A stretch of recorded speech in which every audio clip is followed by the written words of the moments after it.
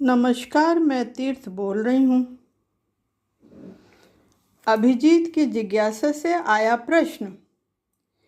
पिछली वार्ता में आपने रजत रज्जु के बारे में कहा था, कृपया इसे थोड़ा विस्तार से बता दें। मैंने कहा कि रजत रज्जु चमकीली ऊर्जा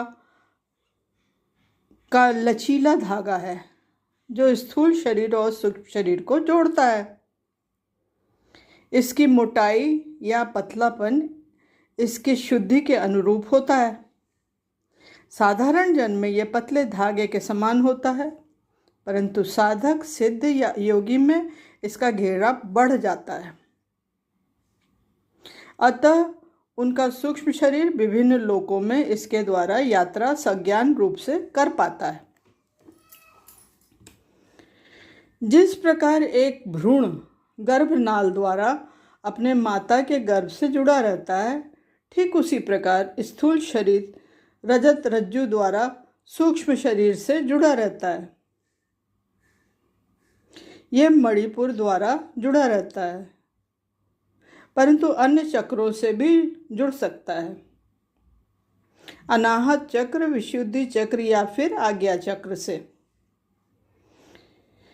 मृत्यु काल में यह स्थूल शरीर और सूक्ष्म शरीर को जोड़ने वाला सूत्र रजत रज्जु, इसे सिल्वर कॉर्ड भी कहते हैं, टूट जाता है और सूक्ष्म शरीर आगे की यात्रा के लिए अपने कर्मों के अनुसार मुक्त हो जाता है। स्थूल शरीर धरती पर ही रहता है और अन्य क्रियाओं द्वारा नष्ट हो जाता है।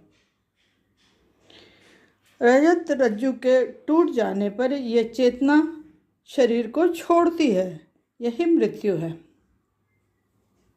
अभिजीत का दूसरा प्रश्न, इसे हम किस प्रकार अनुभव कर सकते हैं? मैंने कहा, यह अति सूक्ष्म क्रिया है। सचेतन होने पर ही इस क्रिया का अनुभव होता है। इसे गहरी नींद में, ध्यान में और मृत्यु काल में अनुभव किया जा सकता है। पहला है प्रगाढ़ निद्रा में। गहरी नींद की अवस्था में कुछ लोगों के अनुभव में यह आया है। उन्होंने अपने सूक्ष्म शरीर को एक लचीली चमकीली रोशनी से स्थूल शरीर से जुड़ा पाया है। गहरी निद्रा की अवस्था में यह स्थूल शरीर से बाहर आकर सूक्ष्म शरीर द्वारा अन्य लोकों की यात्रा भी करता है।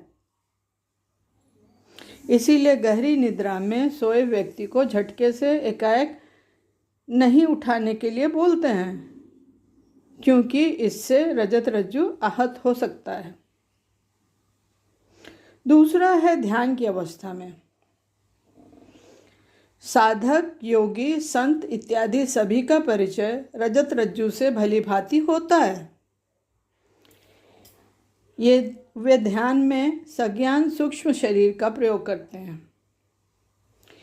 इनका रजत रज्जु पुष्ट होता है। जिस प्रकार हमने देखा है कि वर्जिश करने से शरीर बलिष्ठ होता है, ठीक उसी प्रकार ये संत जन अपना रजत रज्जु का घेरा बढ़ाकर कई लोकों में विचरण करते हैं। यह लचीला प्रकाशित रज्जु बहुत दूर तक यात्रा कर सकता है। तीसरा है मृत्यु काल में। यह प्रकाशित रजत रज्जु स्थूल शरीर से टूटकर अलग हो जाता है और सूक्ष्म शरीर आगे की यात्रा करता है।